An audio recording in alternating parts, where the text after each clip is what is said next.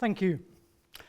As I have looked at and considered human behaviour, I'm intrigued by two different facts that I note. The first one is actually very obvious. The first one is that we are all very different, regardless of our background, where we live, and our belief system. However, the second fact, which I particularly want to focus on today for my talk, is that even though we are all very different, we're actually all very similar when it comes to one particular area of our life. Again, regardless of our background, where we live, and our belief system. Now, this particular fact, this particular condition that affects us all, is something that is very powerful. It's uninvited. It's devastating. Some people suffer with this for their life. Some suffer with this for a season of their life. Oh, there are a lot of people who want to overcome this particular condition. And in fact, many people have started to overcome this particular condition. And as they have gone on to do exploits in their own lives and have made a positive, significant difference in those that they relate with. This particular condition is very, very powerful. It can strike at any moment. Totally uninvited. It can paralyze you. What is this condition that I'm alluding to today? Well, wherever you live in the world, it's often described by three words: self-limiting beliefs. How do self-limiting beliefs start? Maybe you have some. And I've looked into this. And what I've noticed is that often a self-limiting belief can start by an experience, by something that is said to us or over us. And then it begins to fester inside, and then ultimately it has an effect on our outward behavior in what we think we are personally capable of achieving in our own lives. I actually remember an experience like this back at school. One of the things that I didn't like doing at school was sport. Perhaps you can tell. And we had to go off and play football. That was something I did not like doing. I couldn't even say that football and I had a love-hate relationship. It was just hate, hate, and hate. Do you get the picture? I just did not like it. And to make it worse, every time we had to have a football lesson, we'd go out to the pitch, the teacher would call two people to be captains, and they would begin to call people to their own team. Well, I knew every time where I would be in that pecking order. You've guessed it, I would be last. Now imagine with me for a moment, you have a self-limiting belief. You've got low confidence, and then you're called last. You weren't called actually because they wanted you. I wasn't called because they felt that I could do something to help them win the game. They called me because if they didn't call me, they couldn't start the game. They had to have me. So how can we overcome self-limiting beliefs? I want to put to you today 3 suggestions that I have noticed that have helped people around the world overcome self-limiting beliefs. The first one is beliefs. There comes a time with all of us where we begin to ask some big questions. Why are we here? Do I have a purpose? What's my mission? Do I have a voice? Can I have an influence? Will anyone listen? Why am I here? These are big, fundamental questions. However, they don't always get a positive answer. Why? Because, if we're honest, we've all had setbacks in our lives.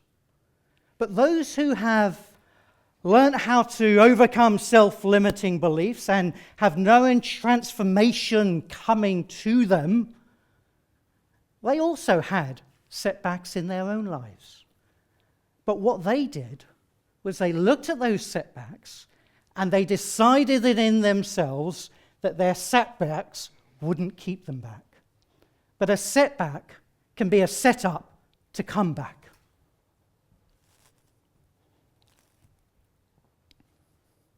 So beliefs are really, really important. And when we begin to get this in the right perspective, our outlook on life begins to change. The possibilities of what could happen, of why you're here. However, it doesn't just end with beliefs. Because you and I, we could believe lots of things together, but actually, if we don't do anything about them, it's futile. We admire certain sports. Let's take the Olympics for an example. We applaud those who enter, celebrate the winnings, people who are doing well, the boldness to enter. But I put to you that if you were able to sit down with some of them and say, come on, tell me, when you were young, when that first thought came to you, did you actually think you could win? Probably many of them would say no. But they came to a stage in their life where they thought, yes, I can. I can win. I can win. And what they did after that was that they were very intentional in what they did. Intentionality is very key in overcoming self-limiting beliefs. Those in the Olympics, they don't have an opportunity or time to think small. They've got to think big. They are very intentional in winning. They are determined to win. They are very intentional. So first of all, beliefs are very important. But there comes a time in our lives where we have to do something about it. We have to be intentional about winning. We have to be intentional about doing something that perhaps we've never done before. I remember when I was younger that when I was at school, we had an opportunity to go away for a week for work experience. And I chose to go off to Portsmouth to be part of the Royal Navy. And during the course of that week, I was the only one there from my school. And during the week, I was having a great time, getting on well with everyone, doing assault courses, getting muddy, having a great time, really enjoying myself. Until one day, when there was a knock on the door, and the person in charge came in and he handed out the program for that day. And as I took hold of the sheet of paper and looked at the program, my heart dropped. And as loud as I could shout inside of me so that no one could hear me, I shouted out, "No! This can't be happening to me! Why? Surely not! This can't be happening!"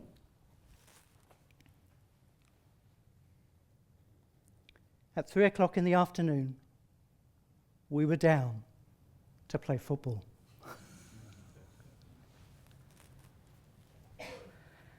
And then I had a crazy thought. Nobody here, apart from me, knows whether I'm good or I'm hopeless at football. Nobody. That secret is staying with me. I'm not sharing it with anyone. Zip. It's safe with me. No one will know about this. I wonder if I could play reasonably. Well, the morning came and went. And the dreaded 3 o'clock in the afternoon arrived. 2 captains were called, and they started to call people to their own team. And to my surprise, I was one of the first to be chosen. And I thought, wow, this feels good. I'm enjoying this. I could get used to this now. That was short-lived because then the whistle came for the start of the game. And I remember being on the pitch.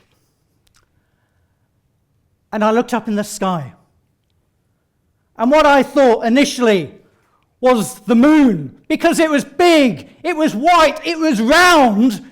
But no, it wasn't the moon. It was the football, and it was heading my way. It was like it had a homing device heading straight for me. It had my name on it. Eyes were round. What do I do? Do I hide? Do I pretend? I just did not see it. What do I do? And picture with me now. The ball is coming right my way, right in front of me. What do I do?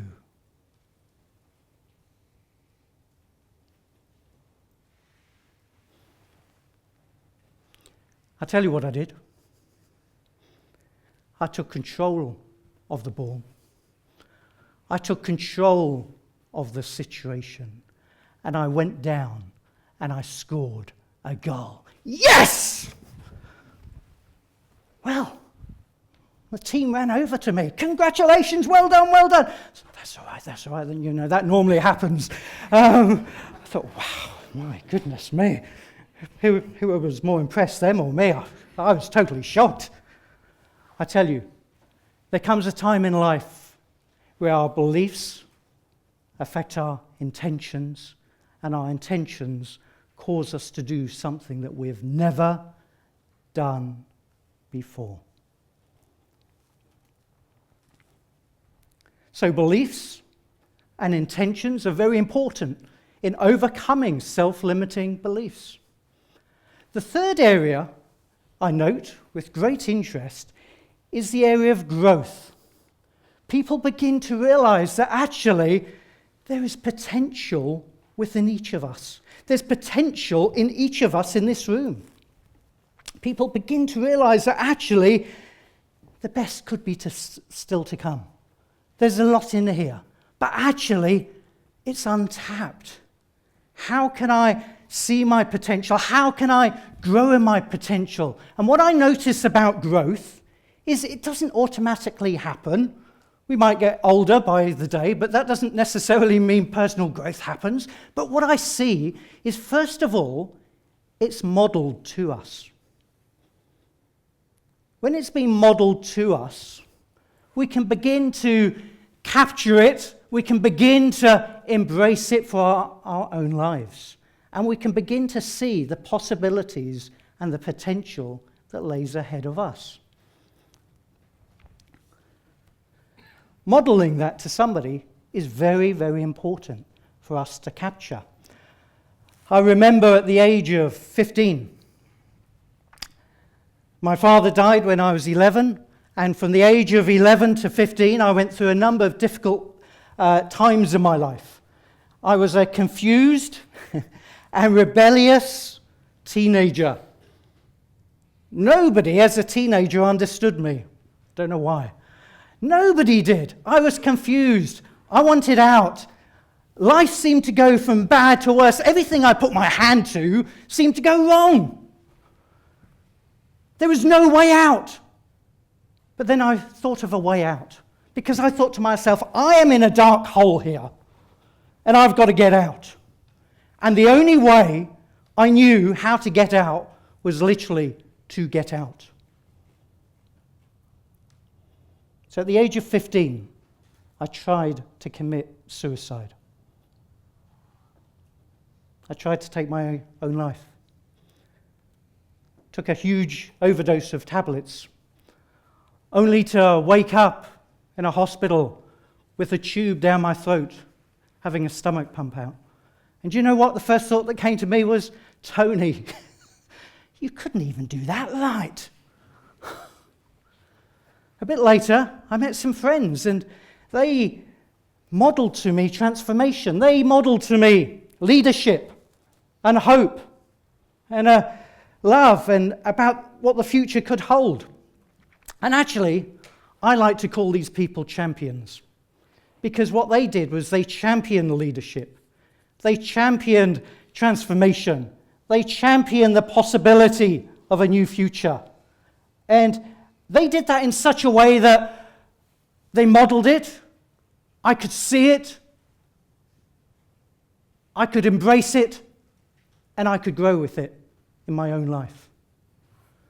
And that's often how transformation can come about, because it's modeled to us. As I look at society today, we need transformation. My question to you today is, could you become a champion? Could you champion leadership, hope, potential, opportunities for people? I tell you, this world needs champions. I'm not talking about champions in the sense of trophies and awards, but I'm talking about champions of leadership, champions of those who will show and encourage potential in others. Transformation is possible. Beliefs, intentions, and growth. As you put these three things together, this mix, I put to you, wherever you live in the world, it will help you to overcome self-limiting beliefs.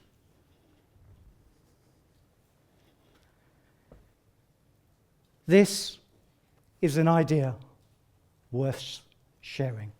Thank you very much.